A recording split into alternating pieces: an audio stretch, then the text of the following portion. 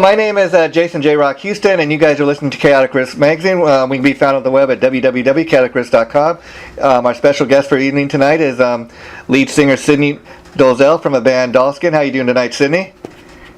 I'm doing pretty good. It's a really hot day here. Yeah, and I'm really pretty excited to talk about you guys. You guys are one of the really hot rising bands on the scene right now, and got a lot to talk about because, like we said, you're based out of Phoenix, Arizona, and I know you're one of the bands signed to David Ellison's EMP label group, and I was curious because in addition to signing Dolezal to his label, I know that he's also personally managing you guys, so he must think awfully, quite a bit about you guys. So how did you initially hook up with him?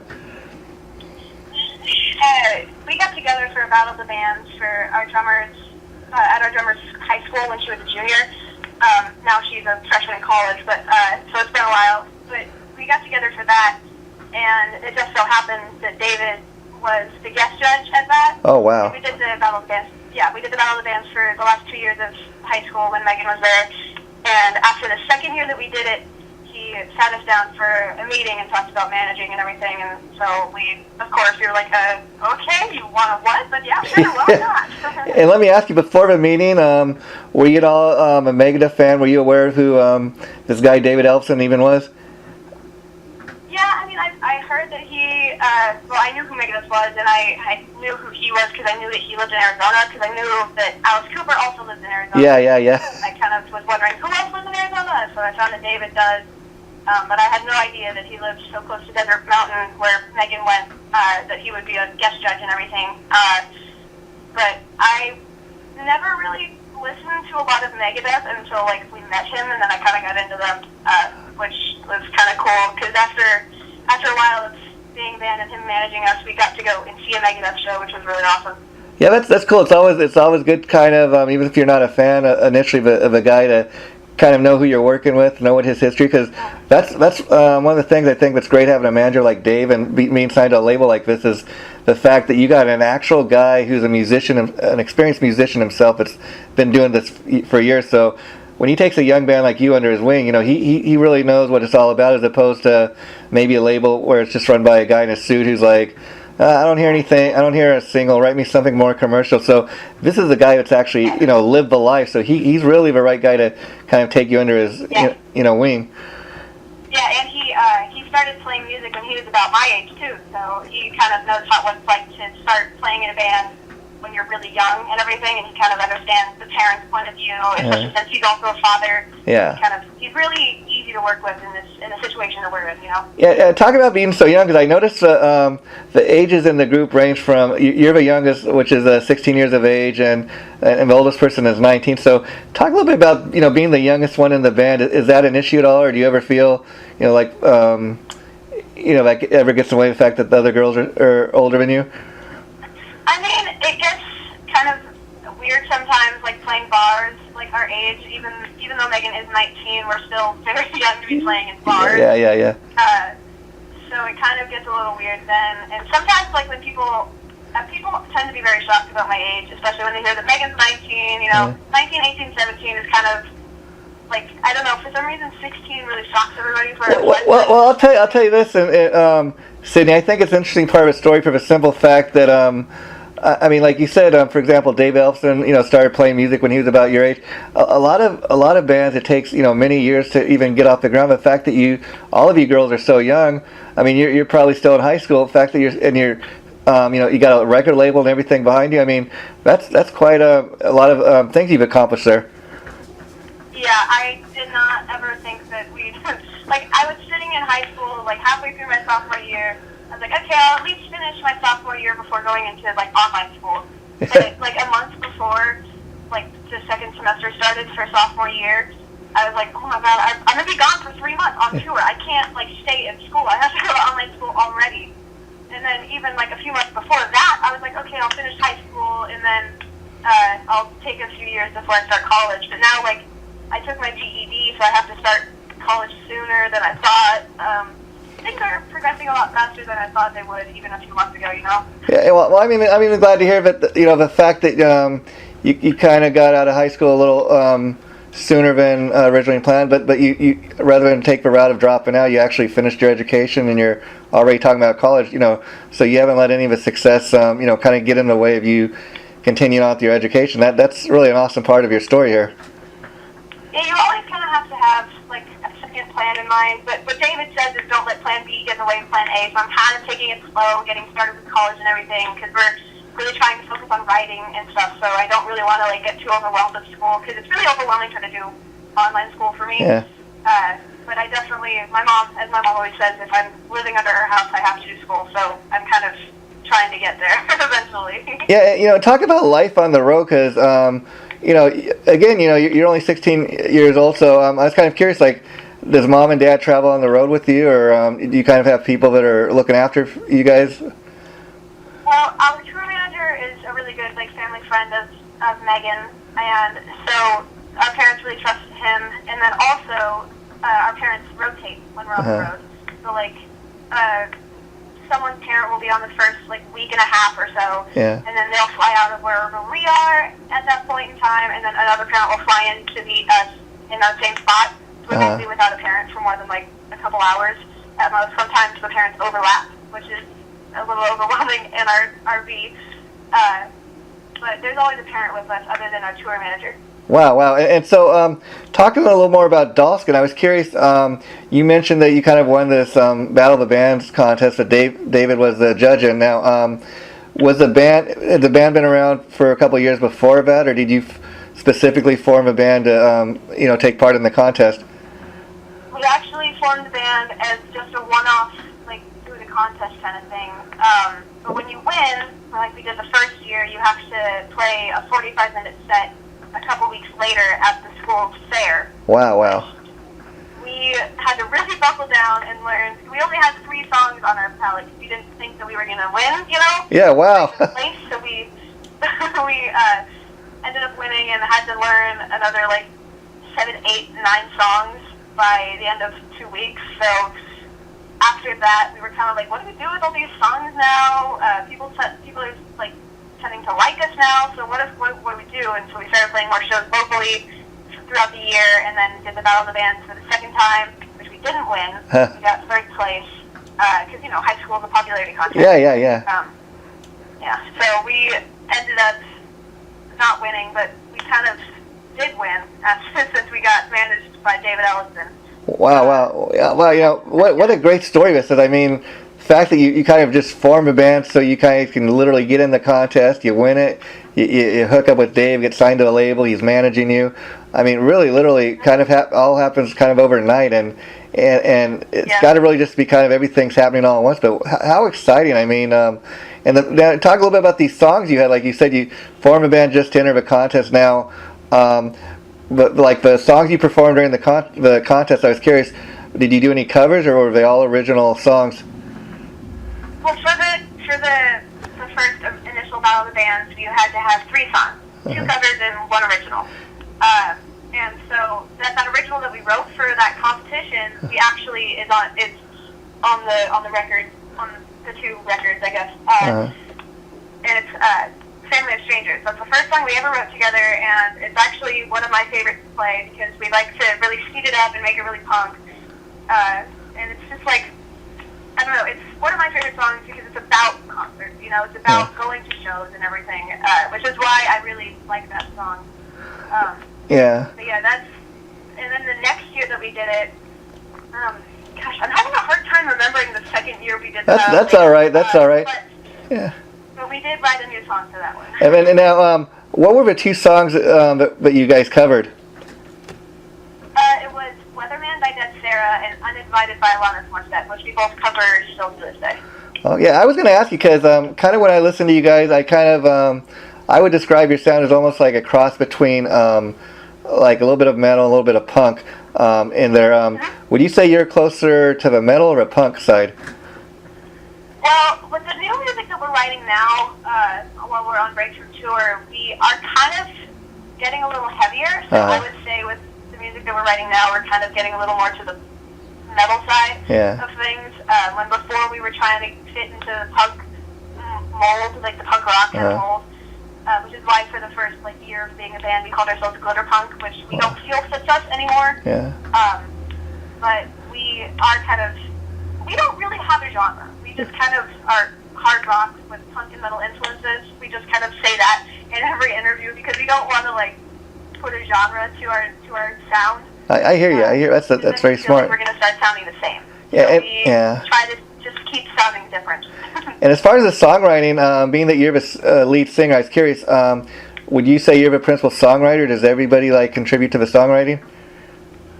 Everybody contributes, I would say, pretty equally to the songwriting. If anything, Megan, our drummer, she does almost all of the lyric writing. I've written 2 of the songs, kind of all by myself, but even then she like revises it and makes it even better. She's like a natural born writer and she's amazing.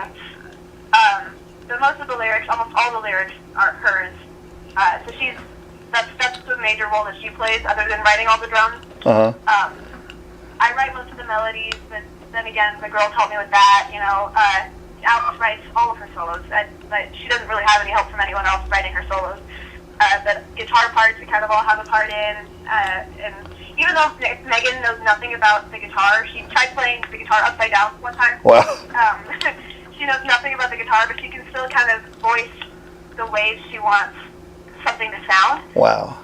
So it's kind of, we kind of all really write it all together. It's never one person overshadowing the other. It's kind of interesting that the drummer writes the majority of the lyrics, and I was just curious, is that because you just feel she's better at it, or are you kind of uncomfortable in writing songs? Well, I mean, I just am not, I don't frequently sit down and just kind of like sit and write the lyrics. Yeah. Just constantly like thinking about different things to write about, and she just gets inspired very easily by everything. Like, one of the songs that's not recorded yet, it's called Red Mind. It's about a serial killer.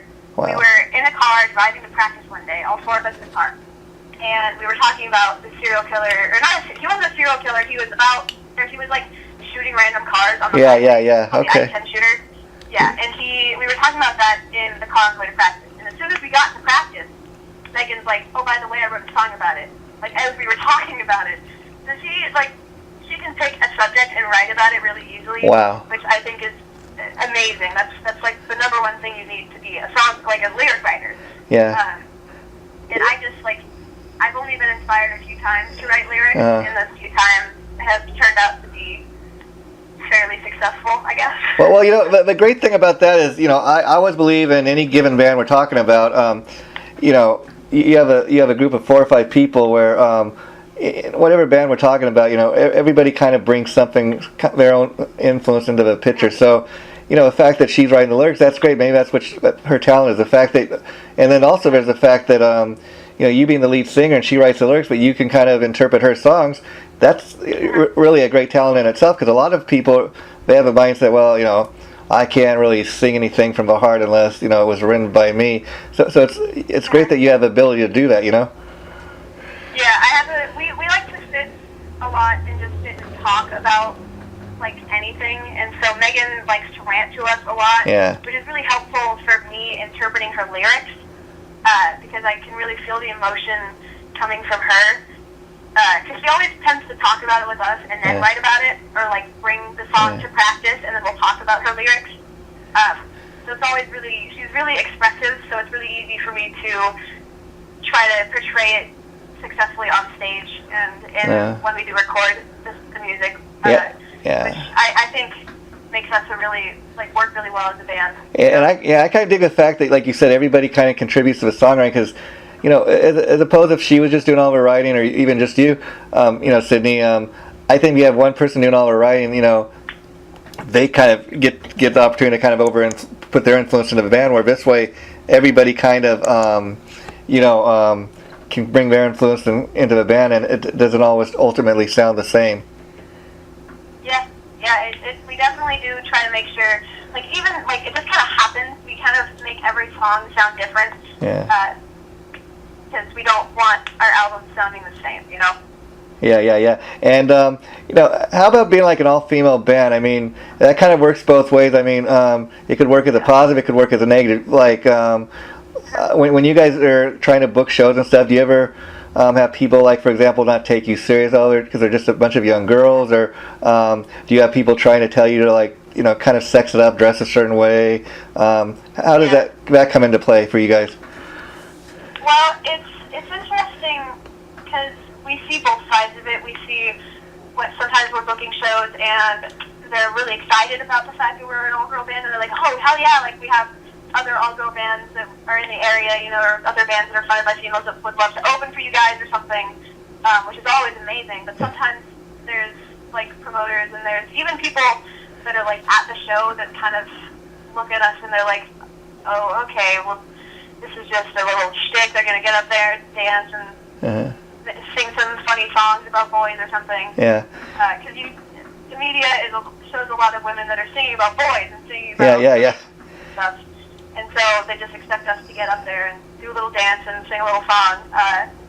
But it's really kind of interesting to see how the crowd changes after even our first song, which is always a really nice thing to see. But it is interesting how we're treated differently in comparison to like a male, all male bands, or even like older women bands. Like the fact that we're so young and female kind of works against us in some ways.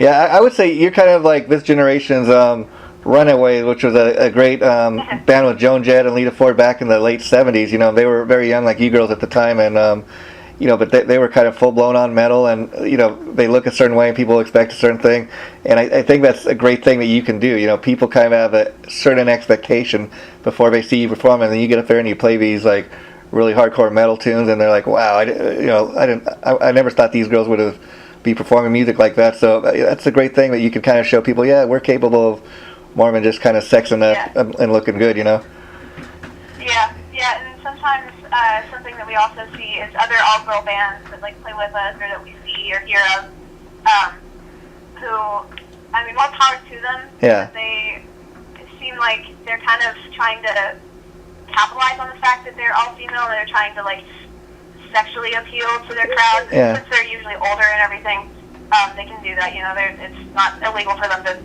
kind of dress a little different. Yeah, it's about finding that balance. It's about finding that balance, And we are hoping that we make it more normal for women to be. We kind of help along the normalization of women being in the music industry and playing music and everything. Yeah, and I got to ask you about the name Dolezal again. That's one thing that got my immediate attention. I thought, it's kind of simple, but man, it really fits the group. How did you guys come up with that? It's really not an interesting story. But we were sitting there about a week before the auditions for the Battle of the Bands, and we were like, oh, that's right, we kind of need a name at this point. We need a name. We could do something cute and creepy. What if we just call ourselves the Dolls? And obviously that's simple and cool, so it's already taken. Yeah. But we were like, what if we do something cute and creepy? What's creepy about dolls? Skin. And so we looked up doll skin, and we couldn't find anyone with the name doll skin, so we decided to just go with it. We weren't like super excited about it. We were like, it works, but it's started to be a lot cooler than we thought it could be, which is awesome. So let me ask you, because again, everything sounds like it's kind of happened overnight since you won the contest and everything and got signed to the label and been working with David. Back in Arizona, are you guys kind of a local heroes? Are you getting more recognized when you go out these days?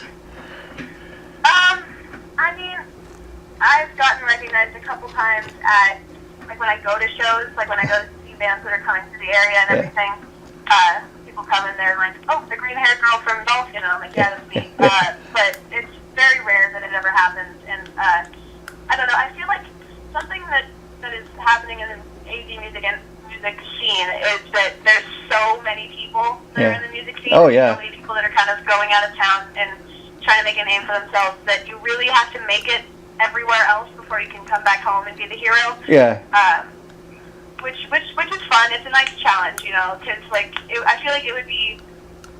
I feel like it would be a lot more different if we came home and people were like, "Oh, doll skin," kind of freaking out. I feel like it would be weird. There wouldn't be I don't know. It would just be interesting because we've had to deal with this for so long, being a local band and kind of having to, I don't know, just try to make a name for ourselves. Yeah. And the fact that We Are Girls is not really helping us get noticed by the local radio stations. And what's it like? When you guys go on tour, what's the longest you've been away so far? 3 months, not including kind of being home for 3 days. Yeah. Between tours, but we were gone on our own headlining tour for a month. We were home for 4 days, then we were gone for 2 months straight. And then we were home for like a week, and then we were gone for another like week and a half. And the reason I ask is, let me ask you, what's it like to go from being a normal teenager, who's gone to school most of your life, living with mom and dad, to going away and being on the road for 3 months. I mean, that must be almost like a culture shock, almost quite a different way of life. It is. I mean, I didn't really I don't really think about it until I get home. Yeah. I'm on the road, life is kind of normal, and then I get home and I'm like, what did I just do? Like, did I just go? Because you can't really think about where you've been.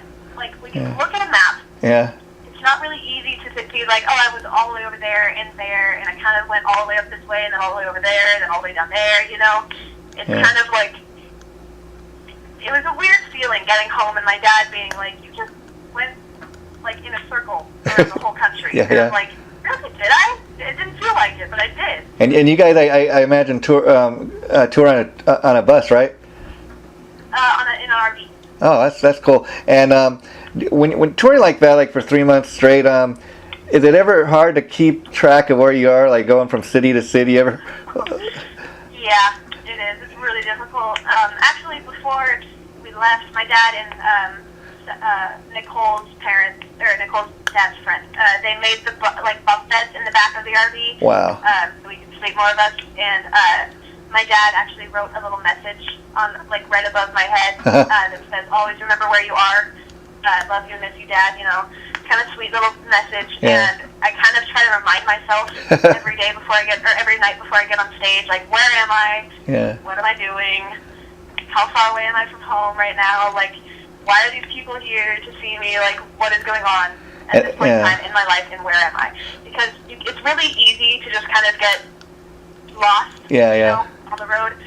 So it's kind of something you have to actively be thinking about, like, almost all the time, like, where you are and everything, because the terrain starts feeling very similar. I imagine. Yeah, and have you ever had like one of those Spinal Tap moments where you're in Detroit and you yell out "Hello, Cleveland"? I have not yet said I was in a different place than I actually was. Because actually on tour with OTEP, they would have on the monitor like a little piece of tape with the city name on it. Oh, that's cool. That's cool. I look down at that. But even like just saying the name, you don't really feel where you are, I hear you. I could say, "Hello, New York, New York," and I'd be like, I could just be in Phoenix saying that, It's just a very weird feeling, kind of realizing how far away and where you actually are. Like, sitting down in class in middle school, looking at the maps, memorizing where all the states are. Like, you don't realize how big it is. You don't realize how far away everything is. And then I imagine too, when you're on tour, you're either like spending a lot of times, at sound checks and backstage and getting ready for the show, in the arena of a theater wherever you're playing that night, and you don't even get a chance to see much of a local towns. You're just pretty much going from town to town performing. Yeah, we get really, whenever we have a day off or have a few hours before a show to go explore, we really try to explore as much as we can, because you can say you've been to New York, but if you didn't see the Statue of Liberty, have you really been to New York? Yeah. We try to make sure that we at least see like the downtown area as much as we can. But it's kind of hard to get around places when all you have is an RV that has to stay part of the venue. But I personally, my dream has always been to travel the world. See everything, go everywhere. So I try to do my best to see everything and go everywhere whenever I go to a new place. Yeah. So at this point, you guys have toured like across the U.S. Have you guys ever been anywhere overseas yet? No, we have been to Mexico. Oh, okay.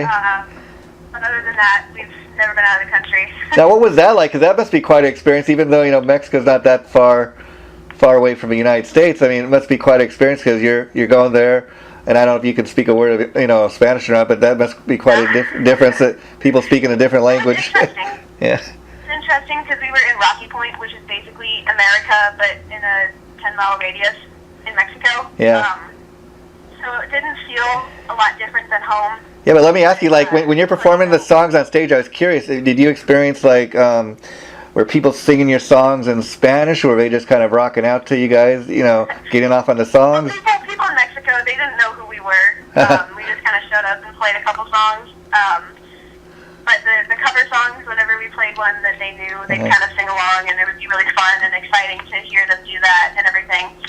We actually played in Albuquerque, New Mexico, and there is one person in the crowd that knew every single lyric to all of our songs. Wow, that's got to be, what an awesome feeling that is. Yeah, there was like 10 people at the show, but it was just, I will always remember that show because there was like a bunch of kids our age, and like one girl knew all the lyrics. And we hung out with her after the show and everything, and her friends, and it was really cool because like she thought we were so cool, and then we started hanging out, and she realized that we were just like her, which was really awesome because like making new friends is kind of hard. Yeah. You're just on the road going from state to state, city to city. And so it was really cool to be able to like make friends with someone who like really wanted to get to know us, and we kind of ended up realizing that we were just like her. Wow. Because we are. Yeah. And now, talk a little bit about the album. The album's been out for a while now. Are you happy with the way it's been selling and people's response to it? Yeah, it's actually been pretty cool. We've gotten a lot of good reviews on it, which has been really cool to hear. People come to our shows and they hear us play live, and then there's so many people that go to the merch table after our set and buy the CD, which is really cool. The one thing is that we play our music a lot different than it sounds on the album. So I'm always kind of worried that the people go home and they listen to it or they download it and they're like, oh, this doesn't sound anything like they sound live. Yeah, sometimes that's a good thing, I'll tell you. I mean, I like a lot of times, like, I grew up on bands like Deep Purple and Kiss and, Alice Cooper, like you were mentioning earlier. And these are bands that, when you go see them in concert, they're not playing it just like on the record. But again, when you go see a band like that, you want to be entertained. You want to get something, if I just want to hear a record, I'll go home and put on the record. Yeah. Yeah, we try to make sure that we do our best to like make it as exciting for the crowd as it is for us on the stage. Because I'm having the time of my life. Sounds like it. Yeah. And I try to make sure the crowd enjoys it. Yeah, and that's what you want. I mean, that's why like even a band like this is great because it's more than just like five guys in jeans and t-shirts getting up there and strumming their guitar. I mean, there's a place and time for that type of band, but again, I want to be entertained. I don't want to be bored, and so that's why you got to really be able to entertain the crowd. And I think that's why there's future for a band like this. I mean, just look at what's happened in the last year to you guys. Literally overnight, and it's kind of amazing. I was going to ask you, as far as this debut album, like, did you already have pretty much everything recorded and before you hooked up with Ellison, or did you like what was the process as far as recording? He hooked us up with a friend.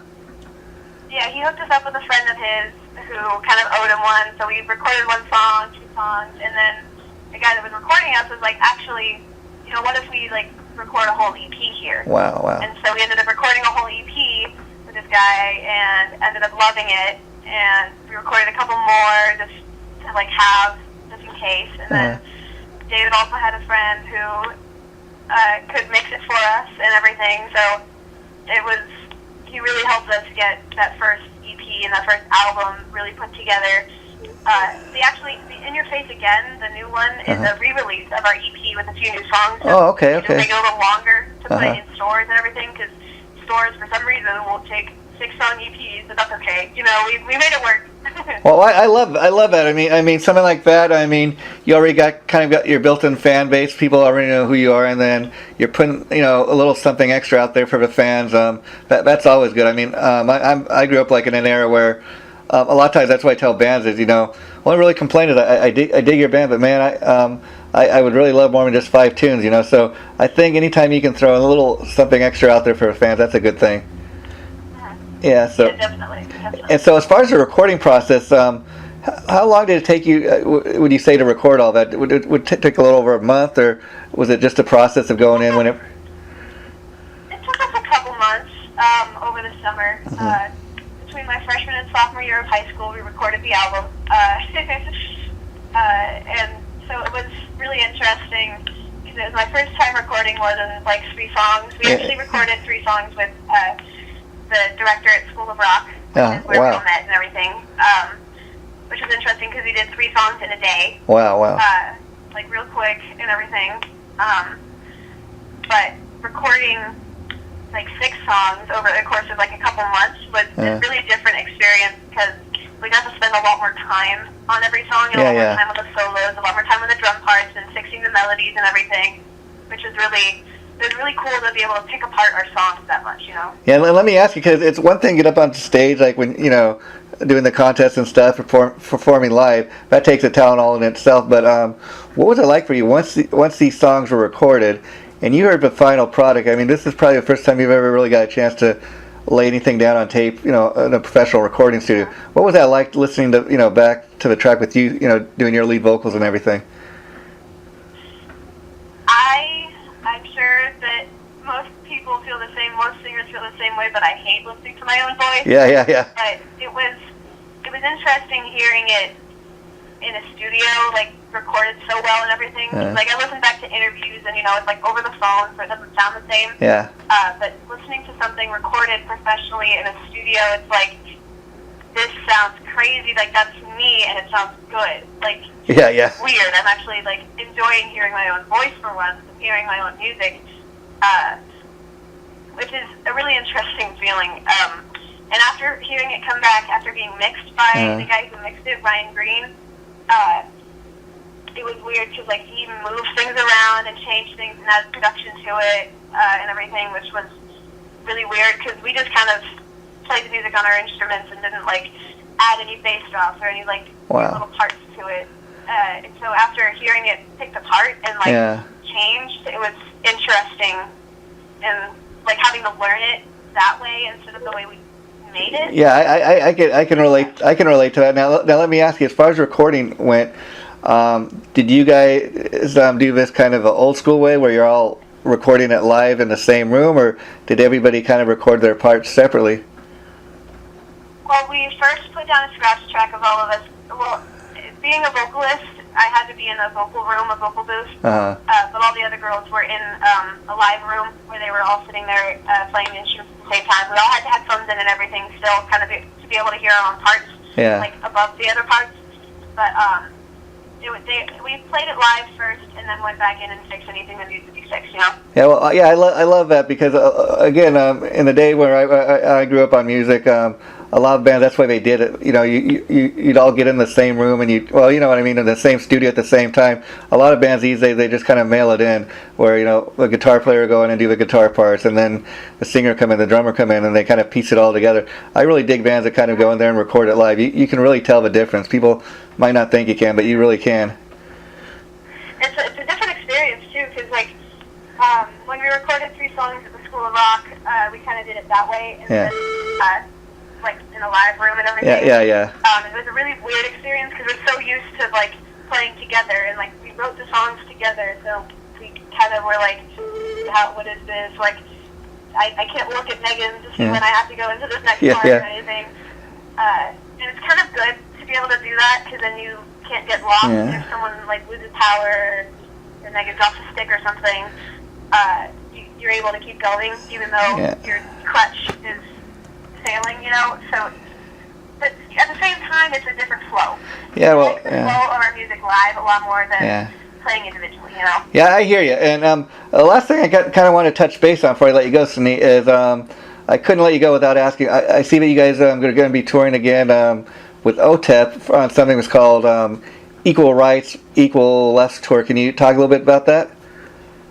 Yeah, we actually got invited back to do another tour with her. We did 2 months in, my goodness, one of the 2 months that we toured with them, I have no idea, but it was recently. Yeah.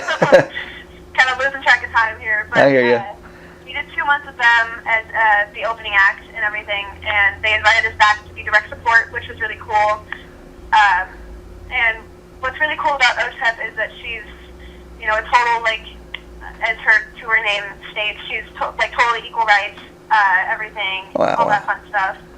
and so she's a really powerful name in the music industry, being a female, and fighting so hard for equality in the music industry. And so we really we're lucky to be able to tour with her again. And I would say, I mean, you guys kind of fit right in there, so I'm glad to see that you're getting a tour like that, because maybe it'll help you guys, get your name out there just a little bit more. Yeah, we on tour with them for the first 2 months. We already, like, all of her fans, they had the same ideas as her and everything, so they kind of saw us and they were like, oh, Kelly, like, that's so awesome, like, seeing more girls in the music industry, so they were quick to support us, which is really cool, getting so much support from her fans. Yeah, well, I gotta tell you, Sydney, I really enjoyed talking to you tonight, and you may feel like you're a little nervous away, but I gotta tell you that I just love your story here and the Dollskin story. I mean, prior to speaking to you tonight, all I knew is, this is a great looking all-female band, like you're saying. They got a great sound. They're signed to David Ellison's group. He personally manages them. And then talking to you, I found out, you guys entered this contest. That's how you kind of hooked up with him. And look at everything that's kind of, and for being only 16 years of age, I tell you, you sound like you've been giving interviews for years, So I just want to wish you and the rest of the band all the luck in the world for what you guys are doing, and much continued success. And I'd love to talk to you again down the line if opportunity ever presents itself. So awesome. Thank you so much for having me. Yeah, and anytime you want to do this, please feel free to reach out. I'd be more than happy to help you guys promote whatever you got going on. Thank you so much. We will indeed. Okay, take care. Bye-bye.